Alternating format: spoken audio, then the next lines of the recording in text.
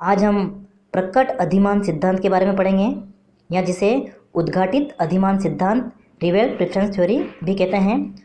ये जो सिद्धांत है वो प्रोफेसर सैमुअल्सन ने प्रतिपादित किया है 1938 में।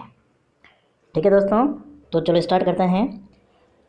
प्रोफेसर सैमुअल्सन का जो सिद्धांत है वो उपभोक्ता व्यवहार की वैज्ञानिक व्याख्या करता है। ठीक है, प्रकट अधिमान सिद्धांत जो है उपभोक्ता के वास्तविक व्यवहारों के अध्ययन करता है। ठीक है, वास्तविक व्यवहार मतलब कीमत और आय के जो विभिन्न स्तर होते हैं उन पर उपभोक्ता कितनी कितनी मांग करता है उसके बारे में हम पहले पढ़ चुके हैं। लेकिन सैमुअल्सन का जो सिद्धांत है वो क्या कहता है कि किसी एक विशेष कीमत स्तर पर लोगों द्वारा वस्तुओं की वास्तव में कितनी मात्रा खरीदी जाती है, केवल उसी संयोग पर ये सिद्धांत विचार करता है। ठीक है, मतलब उपभोक्ता के सामने किसी वस्तु के विभिन्न बहुत सारे काल्पनिक संयोग हो सकते हैं, लेकिन प्रकट अधिमान सिद्धांत जो है उन सभी काल्पनिक संयोगों पर विचार नहीं करता है, केवल उसी संयोग पर विचार करता है जिसे उपभोक्ता वास्तव में खरीदता है। ठीक है, जिसे उपभोक्ता वास्तव में पसंद करता है, जिसे उपभोक्ता अन्य संयोगों की तुलना में अधिमान देता है। ठीक है, प्रकट अधिमान सिद्धांत में हम क्या पढ़ते हैं कि उपभोक्ता के सामने विभिन्न जो काल्पनिक संयोग हो सकते हैं दो वस्तुओं के, उनमें से जिस संयोग को उपभोक्ता अधिमान देता है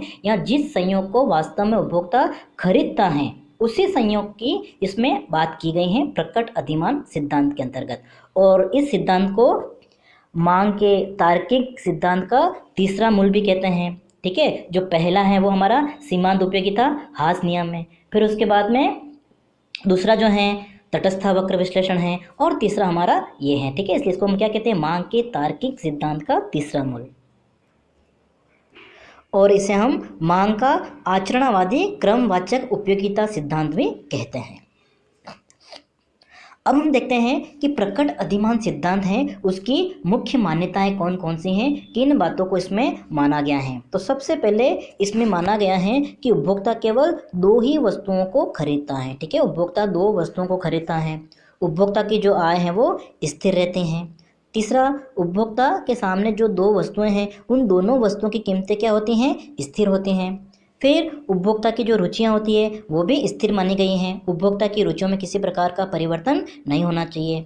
फिर उपभोक्ता के द्वारा विभिन्न वस्तुओं के संयोगों का जो चयन किया जाता है वो उपभोक्ता के अधिमान को प्रकट करता है। ये हमारी पांचवी मान्यताएं हैं। फिर छठी मान्यता है कि सिद्धांत मजबूत क्रम पर आधारित हैं, स्ट्रॉन्ग ऑर्डर, मतलब उपभोक्ता के सामने बहुत सारे संयोग हो सकते हैं लेकिन उन विभिन्न संयोगों में से उपभोक्ता केवल एक संयोग को ही चुनता है। ठीक है, इसलिए इसको हम क्या बोलते हैं, सिद्धांत जो है मजबूत क्रम पर आधारित है, स्ट्रॉन्ग ऑर्डर। ठीक है, हम सभी संयोगों की बात नहीं करेंगे, केवल एक संयोग के बारे में ही अध्ययन करते हैं। ये उपभोक्ता जो कैसा होता है, विवेकशील होता है, मतलब उपभोक्ता अपनी उपयोगिता को अधिकतम करने का प्रयास करता है। तो ये सारी इस विश्लेषण की मान्यताएं हैं।